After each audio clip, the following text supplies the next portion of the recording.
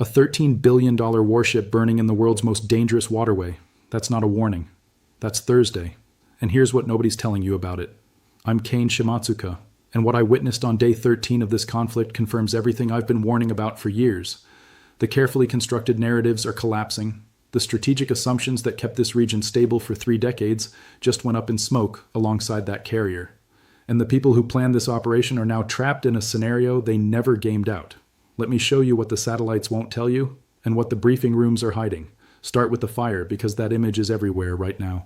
Official Pentagon statements confirm an incident occurred aboard a U.S. naval vessel near Hormuz Thursday morning. What they won't confirm is how it started, how bad the damage is, or whether this represents the first successful strike on American capital ship architecture in contested waters since 1987. That silence should tell you something. The Strait of Hormuz is 21 miles wide at the choke point. You're operating a floating city worth more than some countries' entire defense budgets, in a corridor where Iranian anti-ship missiles can reach you from 3 different coastlines simultaneously. Shore batteries, submarine-launched torpedoes, drone boats, naval mines. Iran's been preparing for this exact scenario since the tanker wars. They've had 40 years to map every square meter of that waterway. And now you're asking American sailors to hold position there while the country that controls the northern shore is actively shooting at everything with a U.S. flag on it. Here's what makes this carrier incident strategically significant beyond the immediate damage. The U.S. Navy hasn't lost a major surface combatant to enemy action since USS Stark took an Exocet missile in 1987. That's 39 years of assumed invulnerability in blue water operations. And now you're watching that assumption tested in real time in the most confined, most heavily defended naval theater on Earth. The psychological impact on American naval doctrine cannot be overstated. Every carrier group commander in the Pacific is watching this. Every admiral at Indopacom is recalculating risk assessments for a Taiwan scenario. Because if Iran can threaten a carrier in Hormuz with asymmetric weapons, what does that tell Beijing about carrier vulnerability in the Taiwan Strait? The strategic signal extends far beyond the Persian Gulf. The carrier fire isn't even the headline. Iran executed coordinated drone strikes deep inside Israeli territory Thursday. Their stated targets were Palmachim Air Base on the Mediterranean coast, Nevatim Air Base in the Negev, and the headquarters of Shin Bet. If you don't understand why those 3 locations matter, you're missing the entire point of the operation. Palmachim is where Israel tests ballistic missiles. It's where satellite launches happen. It's the nerve center of Israel's space program and missile defense development concentrated in one coastal installation. Nevatim is where Israeli pilots train alongside American F-22s during Blue Flag exercises. It's the physical symbol of Western military integration with Israel. And Shin Bet headquarters is the brain of Israel's internal security apparatus, counterintelligence, VIP protection, threat assessment. Hitting all 3 in one coordinated operation isn't random. It's a message about intelligence preparation and strategic signaling. Now here's where I need you to think clearly, because this is where most analysis goes off the rails. Israel has imposed media blackouts on damage reporting inside its territory. That means we cannot independently verify what actually got hit, how badly, or what the operational impact was. Iranian claims are not evidence. Israeli silence is not confirmation. Both governments have every reason to lie to you right now. What is confirmed? Air raid sirens in Jerusalem. IDF acknowledged active interception operations. Explosions were heard. Beyond that, we're working with competing narratives and zero independent verification. And that should scare you more than any specific damage report, because wars fought behind information blackouts escalate in ways that transparent conflicts do not.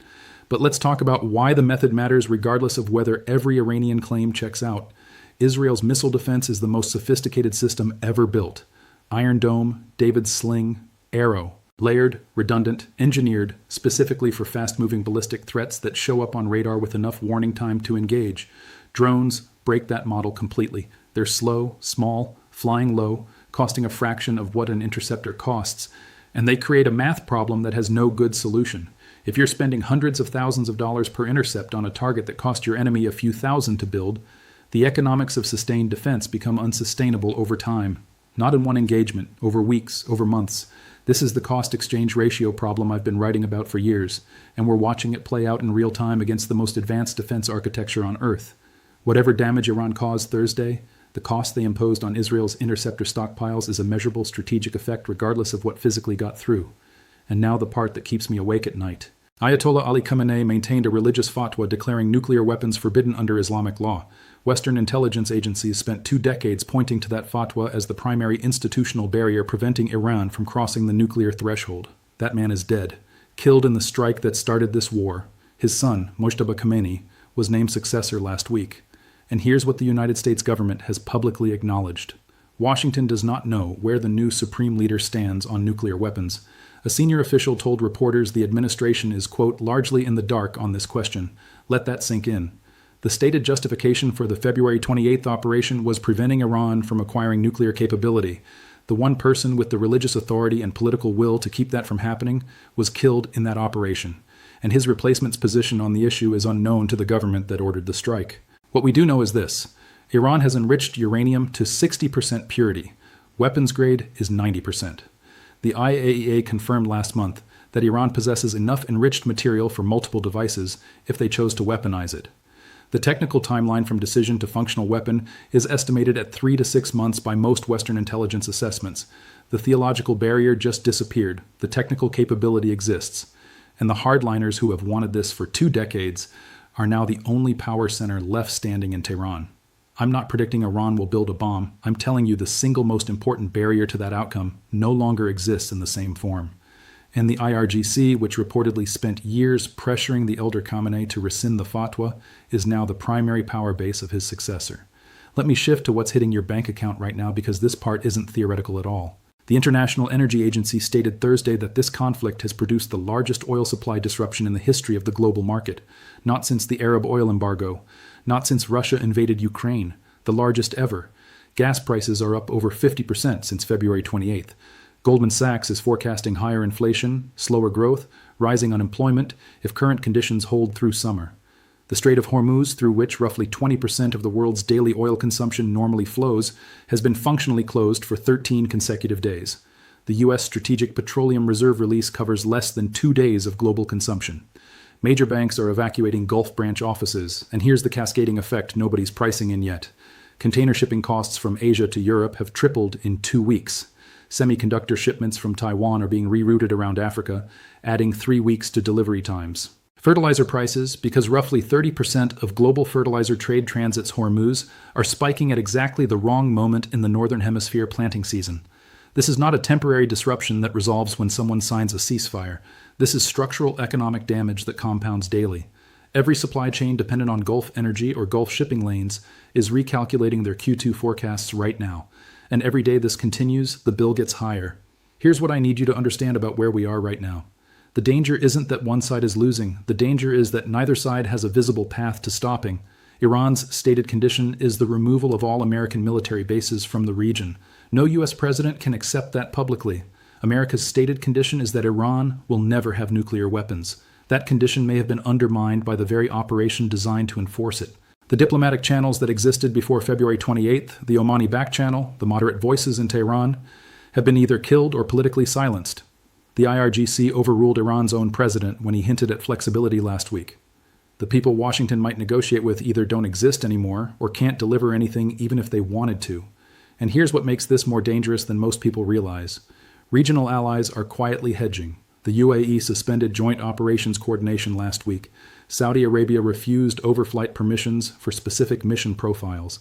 These are countries that have spent decades aligning their security architecture with Washington, and they're watching American carrier groups take fire in waters they were promised would be defended. That's not disloyalty, that's rational actors recalculating who holds leverage in this region after the dust settles. And the escalation ladder still has rungs nobody's stepped on yet. The power grid scenario, the regional blackout threat, the nuclear question, these aren't resolved, they're accumulating. I started analyzing these conflicts because I believe you deserve to see what's actually happening, not the sanitized version designed to keep you calm while the professionals handle it. The professionals don't have this under control. This war is 2 weeks old. The regime change theory has not materialized. The oil market is in historic crisis. The nuclear calculus may have shifted in exactly the wrong direction. The diplomatic infrastructure is damaged. And the costs, human, economic, strategic, are compounding faster than anyone publicly projected. None of that means this ends in catastrophe. But it means the people telling you this is going according to plan owe you an explanation of what that plan actually is. Because from where I'm sitting, analyzing the pattern data, mapping the strategic logic, the gap between stated objectives and observable outcomes is growing every single day. And here's what nobody in Washington wants to acknowledge. Every day this continues, the variables multiply. Oil at these levels for 30 days triggers recession modeling.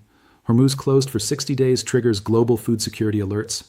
A nuclear decision in Tehran while American forces are spread across 11 countries in theater creates a scenario that has never been war-gamed at this scale.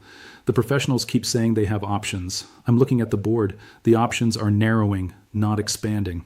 I'm Kane Shimatsuka. If this analysis showed you something the official channels are hiding, share it with someone who needs to see past the narrative. Because the next 2 weeks will determine whether this war finds an exit or whether we're watching the opening act of something much darker. Stay awake. Stay skeptical, the storm hasn't peaked yet.